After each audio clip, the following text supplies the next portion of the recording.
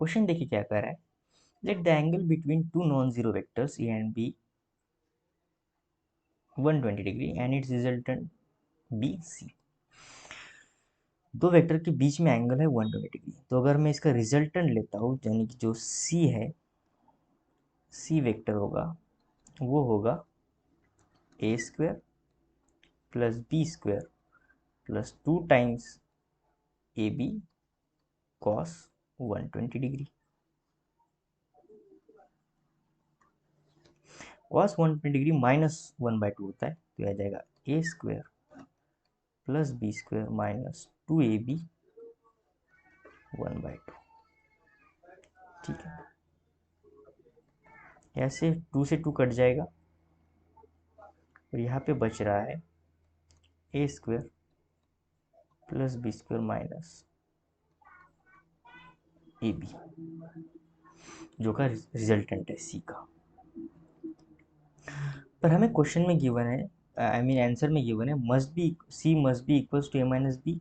तो ये होगा नहीं, देखो क्या आ रहा है, तो ए माइनस बी तो होगा ही, इक्वल भी नहीं होगा, तो रही दो कंडीशन, लेस देन होगा या फिर ग्रेटर देन होगा। चारों ऑप्शन में ए माइनस बी ए माइनस बी ए माइनस बी का रिजल्टेंट है, तो यानी जो सी डैश है, मैं लेट अज्यूम कर रहा हूँ, ये ऑप्शन की ओर से ये होना चाहिए ए माइनस बी का स्क्वायर रिजल्ट। और इसे सॉल्व करने के बाद ये आ जाएगा A square plus B square minus 2ab।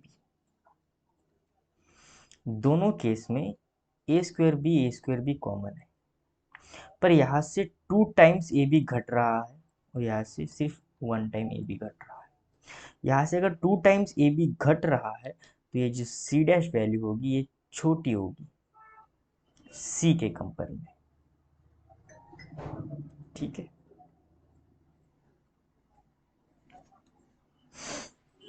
C dash की वैल्यू किसके कंपेयर में कम होगी, सी के कंपेयर में कम होगी। तो जो सी है वो ग्रेटर देन होगा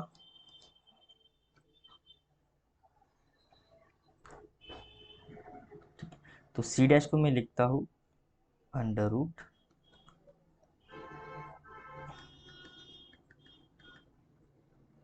ठीक है। तो हमें ये कंडीशन मिली सी डैश लेस देन है, तो सी डैश की वैल्यू है ए माइनस बी।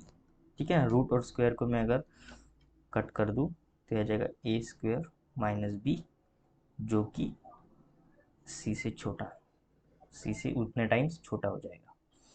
ठीक है, so the C must be greater than, C must be, C क्या बड़ा है ए माइनस बी से, तो C must be greater than A minus B, option C.